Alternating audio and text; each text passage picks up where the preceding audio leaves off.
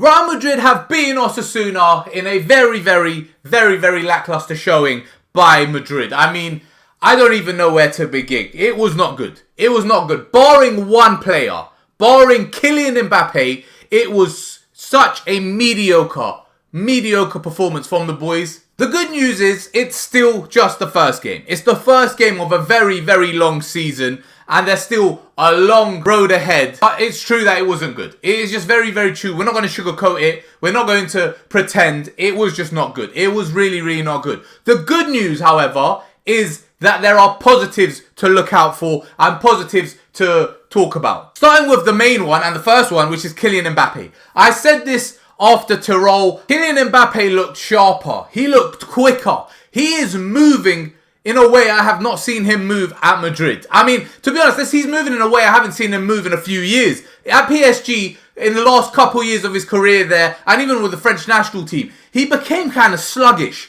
It almost seemed like Mbappe had lost that little spark or that little burst or that little quickness and sharpness and power that he had in his running and his movement and everything he offered. But now, this season, it just seems like he's got all that back. He looked so far ahead of everyone else. Because that's the thing. It's the first game of the season. These players are far from their peak physical conditions right now. I mean, footballers are already in the most peak condition you could possibly find. But just in terms of their own physical fitness and level, in comparison to where they're going to be in a few weeks' time, they're still very early in their preparations. They will only get better, they will only get sharper, they will only get stronger and quicker. Because of course, even though it wasn't a long time, even though it was only a week or two, they were out on holiday and away from football and away from pre-season. Being on that training pitch and on that football pitch every single day or every other day, that sharpness and that quickness, it comes back to you slowly, but it gets back to you nonetheless to a different level compared to when you've taken time off. So I do expect them all to be a lot better, but he just looked levels ahead of everyone else.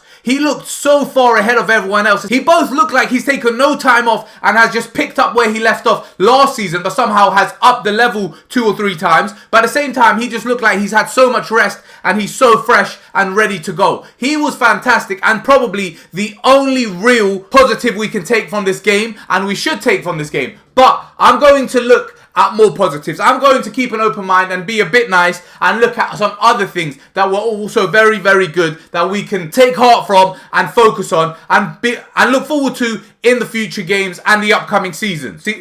Upcoming matches. Like, for example, Vinicius Jr. is working. He is running off the ball. His defensive effort and his defensive work rate look like it is finally back to the player we were accustomed to seeing 3 years ago, roughly 3 years ago, before the season in which we won the Champions League. In the season where Benzema was still at the club, his final season at the club, the work rate Vinicius was doing off the ball and defensively was phenomenal. And it looks like we're finally getting that version of Vinicius back, and that is massive. That is huge because that is what we need. Because he didn't have a great game. Vini did not have a great game, just like every other player on the pitch dressed in white except for Mbappe didn't have a good game. But he worked his socks off. So you can't even criticize him because he was on top of everything that he can control. The fact that he was having a bad game, the fact that he couldn't really run past his man or wasn't really dribbling too well or the shots weren't coming off, that's something that it will click. Sooner or later, it will click. But what he's doing off the ball is very important. And the fact that he's doing that, the other one is just the added bonus and next step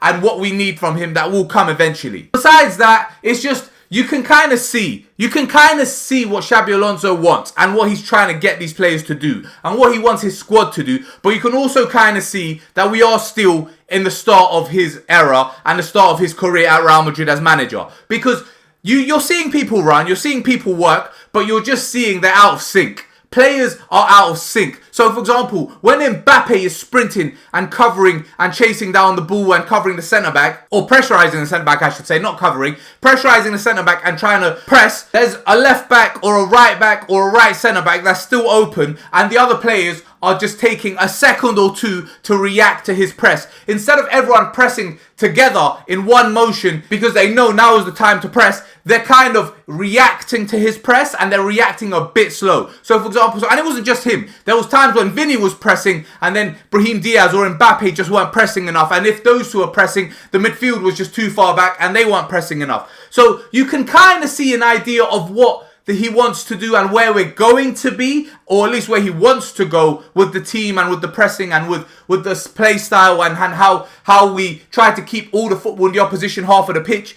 we can see what we're trying to do. It's just because it's so early and because players are still trying to understand and still learning, and there's just so many variables are still coming into play, we're not quite there. We're not quite there, but it's all very, very reassuring and it is all very, very positive. So, because once it does click, you just know how it's going to look. You just know how it's going to work based on all the other teams in world football that do it. Like your Barcelonas, like your Liverpools, like your Man Cities, I like your PSGs, like all these teams that press high, try to keep the football in your opponent's half. They're just a modern day football, just what everyone does. You can see where it's going, and when it does click, it will be phenomenal. But you can also see that we're not quite there yet, and players aren't really fully in sync. But yeah, man, overall, it wasn't the best performance, but right now, it's just job done. It was lackluster, it wasn't good, but it's job done. And that's the most important thing. In these early phases of Xabi Alonso's era, in this early phases of this team trying to find their identity and understand each other and become what they want to be,